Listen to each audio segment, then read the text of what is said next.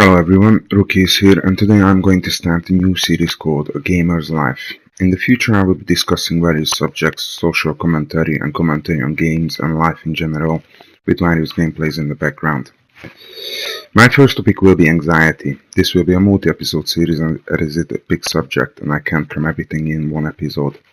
The reason I chose this subject is I am one with, and it has shaped my life for the better or worse. The jury is still out. I will only tell you my experience and how am I dealing with it, and hopefully it can help you. Why did I choose this subject, you might ask? Well, first, I'm a gamer, even though only if it's just a casual one. And I believe this is a matter which affects quite a few people, and some of them are gamers. In the UK, 1 in 6 adults are affected by some sort of panic or anxiety disorder, so it's easy to say it's quite common. You might don't know you have it, or you just want to have a comfort that you are not alone. Or you might don't have it, lucky you, but you might know someone who has, and that person might not be aware of the problem or unsure what to do.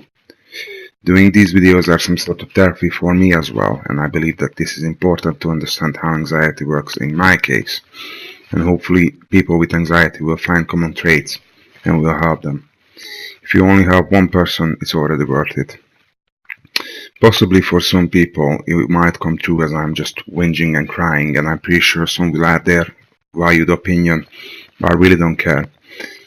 Because I didn't ask you to come to watch my videos, you don't have to like them, and while everybody is entitled to their opinion and to voice them, anxiety is one of those cases where by simply not trolling people could go a long way, so thank you in advance for your cooperation, guys. Before I start, I have to do a disclaimer. I am not a health professional. I'm only telling you my story and how am I dealing with this. Whatever you will do, always seek the help of a medical professional, especially if and when it comes to medication.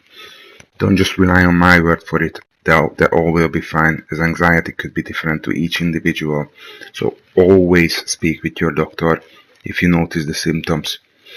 I try to study the subject and be accurate as possible. However, if you notice something is incorrect, please let me know in the comment section and I will try to rectify it. So I start with this. Anxiety is not a sprint, it's a marathon. Let this be your motto. It's the same as with the bodybuilding. You have to put a lot of time and effort and you won't see the result the first week. But if you are persistent and determined, you will deal with this. So what is anxiety? Back in the old days when our ancestors' problems were like, damn, that mammoth or saber-tooth charging at me, or I'm freezing to death, and so on, our brain has developed the flight or fight capability, which basically releases a ton of adrenaline to the body to fuel your heart and muscles, so you can either run away from the threat, physical, it's the flight, or if you decide to stand up for it, then you can fight it. Either decisions, your body will get the adrenaline overload. Fast forward to thousands of years, and the concept and the function remain the same, but now you don't have to worry about mammoths and saber-tooths. Today's people have new invisible stresses like mortgage, social expectations, study, marital fictions, and so forth, while living in a relative peace, and that's why it feels out of place and horrible when the adrenaline starts to rush. What are the symptoms of the anxiety attacks? The symptoms could vary from person to person. I will put a link in the description. In my case, I had the following. So I had irrational fear, which could come in waves, shortness of breath, heavy chest pain, and sometimes pain radiating into the arm, racing thoughts, feel of trying to flee, run away. Basically, that's the fight reaction. But because you don't have a rational reason to run away from, this could cause extra stress and put you in the loop. You could also have the throat feels narrow and it's hard to swallow and you are afraid that you can't breathe. Numbness in the limbs. Sometimes I woke up having my left arm completely numb. And I gotta tell you, the thought of having no circulation in your limbs is just as frightening as having a heart attack.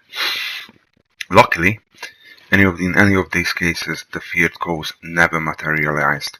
I never had a heart attack. My circulation is okay too. It's just the nervous system in your body has gone haywire.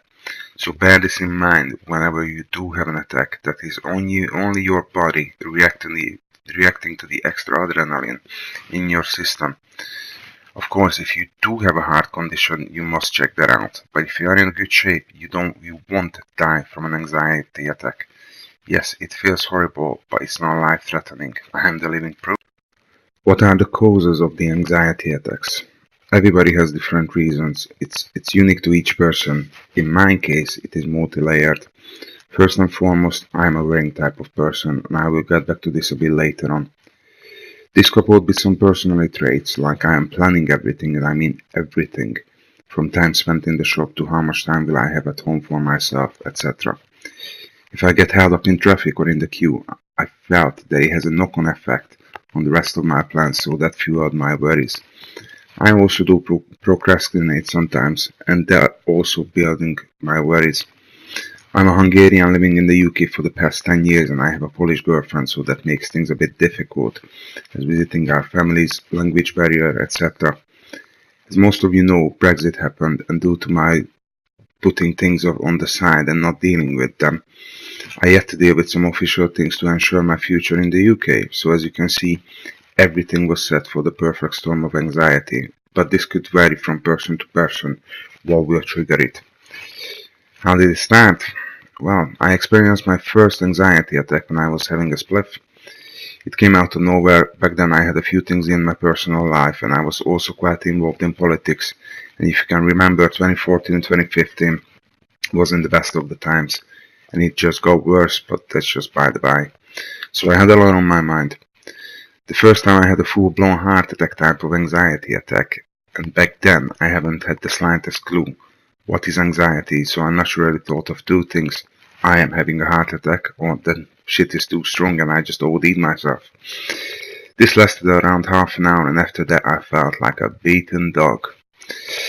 Then in 2015 summer I went on a family holiday, and while I was there I had a conversation which had me a bit aggravated, and that was when I had my first clean panic attack. Middle of the night, in an unfamiliar place, it hit me like a ton of bricks. I thought I'm having a heart attack. The ambulance had been called. They took me to the hospital. They kept me in there overnight, but I still didn't know that it was a panic attack. I returned from the holiday and everything carried out on as normal up until October 2016, when I changed my job and I found myself in a situation where the future was quite unclear. From that point, whenever I had a spliff, no matter what amount, I always had an anxiety attack. But only then, never when I was clean, so I stopped entirely and haven't had a spliff since. Then fast forward to Christmas 2016, my partner and I were on a Christmas market. The crowd was huge and there were a lot of aggro in my workplace. We only had temporary work, not a full-time job, and Christmas costing what it usually cost. So then I had my second clean attack in the middle of the crowd. The attack lasted around 6 hours and it came in waves, and I was in quite distress. By the time I figured that I'm having anxiety attacks, but because of, apart from the summer attacks, it always occurred when I had a spliff. I wasn't sure, so I started to read on the subject and finally started to get answers how to deal with it. First, I'd like to explain how the spiraling out could occur, especially if you have some underlying medical issues or allergies, because that was another layer in my situation, but equally important. So, when you learn that you have anxiety problems, you become more self-conscious, especially about your body and the way it reacts and the signals it sends. In my case, whenever I had an attack and had the previously mentioned symptoms, somehow I always ended up thinking about my existing medical conditions.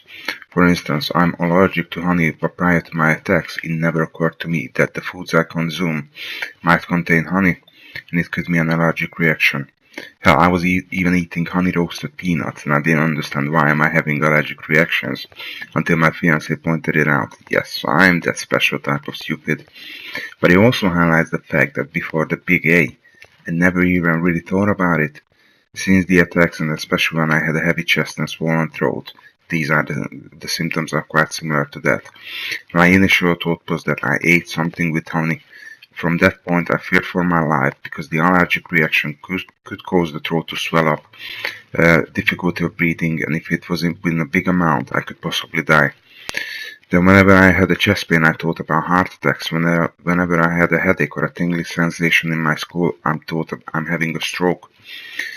If you're a healthy person, whenever you have a headache, you don't think that you are having a stroke. Like Captain Price said, the healthy human mind does not wake up to the thought that this is his last day on Earth. But when you are dealing with anxiety, a little thing like this will start your mind racing with these thoughts. And if you are a worrying type of person like me, one thing leads to another and you end up spiraling out. I got to the point where I was on a family gathering or meeting with friends in public. It just came on me because of the crowd, the noise, or the food I ate, or the drinks I drank. Luckily, this lasted only for around 3 months, but I had a situation when I was near cancelling meetups because I just couldn't get out of the house.